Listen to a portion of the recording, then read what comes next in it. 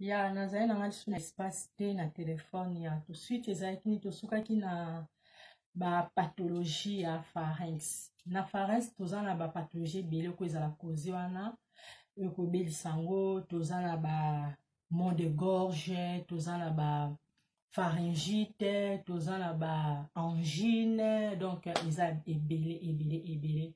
Na maux de la gorge eza nini, donc ozoka gorge pasi, ozoka kaka gorge pasi yango sikoyo ezala souvent mpe kozala di ya inflammation ya pharynx yango mpe kokoza yango, donc ozoka kaka gorge pasi ekozala mpe associé ya inflammation ya pharynx omoni.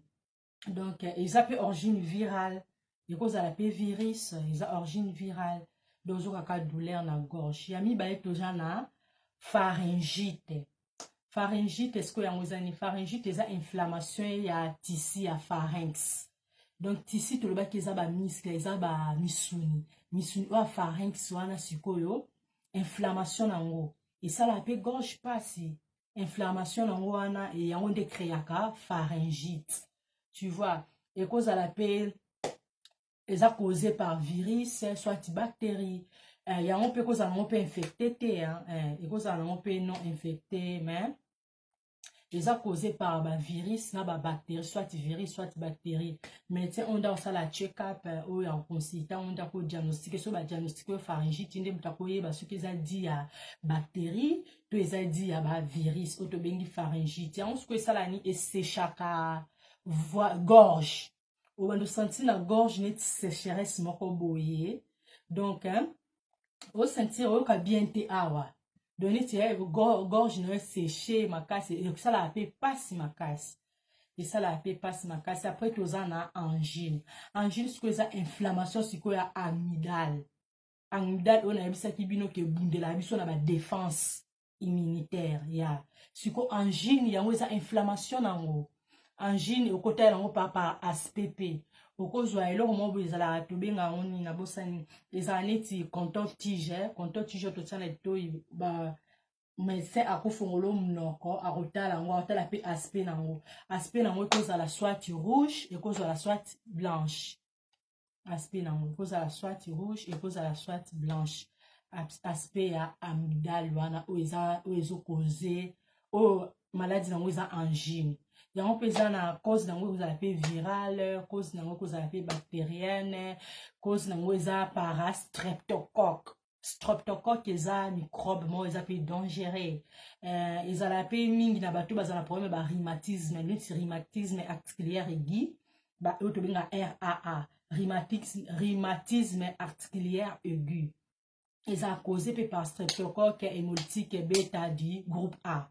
Tu vois, il y a donc eza ba streptocoque eza pe dangereux, streptocoque ekozala pe na peau cutanée, voie nasale, tout consort. Sikoyo yango ezwamaka na nini? Ezwamaka soit na crachat, soit na inhalation ya, donc ezala contagieuse, soit streptocoque wana okozwa mpe na nzela ya tout mutu oyo azotousse ozala yo so ozorespire wana okoyale microbe wana ya streptocoque, tu vois, dit par l'air aussi, froid, place pe poussière eza, tu vois, il y a mais ça vraiment dit soki mutu ana infection na streptocoque azotousse devant yo okozwa ngo pe okoyala ngo pe, tu vois.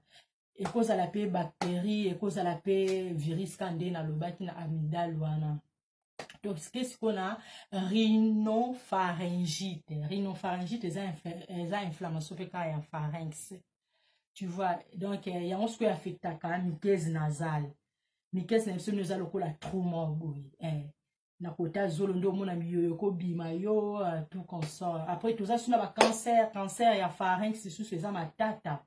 Par wana ekosenga soit médecin asali chimiothérapie, parce que biso tout oyebi ke traitement cancer ezala plutôt eza mingi chimiothérapie, soit balongoli ka pharynx, donc alongolani ka pharynx asali ablation ya pharynx. Ablation ça veut dire donc ça veut dire longoli pharynx ozali sous la pharynx te, tu vois. Yeah. Donc, ceux qui paient en jean, ils ont ma casse, ils ont ma casse docteur, pas que ça la nini, il n'y a aucune consultation, à cause ça la paix biopsie. Biopsie, c'est tout aux ailes, tu as prélèvement et tissu, à cause prélever, bah, crachat, soit aux ailes, quand même, qu'on a amygdale, après les vango, après, à tchango na, achango na liquide mo boye ya trader liquide mo boye ya labo ba mo bata labo ba nde basala ordination na liquide wana pe yango ko pesa ba maladie yango ko pesa diagnostic soko za na nini soko za di viral bactérie en soit streptocoque nde tolobaki wana. Ok, traitement na ngo za mingi antibiotique na en bantalgique eza neti ba antidouleur na ba antidouleur toza na ba antidouleur ebele anti-inflammatoire pesa antidouleur mais tongami ko utiliser anti-inflammatoire te because bato baza na ba problème ya ba gastrite ya ba pyrosis ya pyrosis ya bacille pyroli to benga ngo bacille parce que gastrite eza causé par bacille pyroli neti tuberculose ndeza causé par bacille de coque siko yango te siko gastrite wana siko toboya na anti-inflammatoire neti anti-inflammatoire na koloba neti ba ibuprofène ba diclofenac tout consort ça la estomac vraiment passé yango to pesa ba anti-algésique mususu neti ko ça la peine neti ba pesa moi doliprane mingi na poto ba pesa doliprane tu vois ya pour aspirine ba normalement c'est la ngo sous trop te vomi paracétamol ya donc traitement na mo pe ko ça la antibiotique ce que ça na eza causé par bactéries nde tobaki ba streptocoque wana ya okozwa antibiotique soit bakopesi susu penive bato akini bayebi penive nayebi te bato akini boyebi penive so eza nini ya yango mpe ocombattre yango tu vois ok elongo na badouleur après etraité streptocoque wana tu vois tolobaki na bakisi oyo ya babactérie toza bakisi mosusu tobengaka babactéricide na babactériostatique. Donc, bactéricide, ozo ya ko silisa maladie et longolango. Bactériostatique, ozo ya ko stopper just, ezo sani, ezo arrêter just. Neti na kopesa neti exemple ya Loprade na Tetra, na ndenge ya diarrhée, mutu azo sala diarrhée. Mutu azo sala diarrhée soka zu Tetra. Et ça ne calme na nka diarrhée. Nde oto benga bactériostatique. Soki azu neti Loprade, aussi ça a vraiment diarrhée. Voilà nde to benga bactérioricide. Ok, de gros bisous. Ezalaki bongo kaka nde na lobengi. Ok, bye bye, je vous aime beaucoup.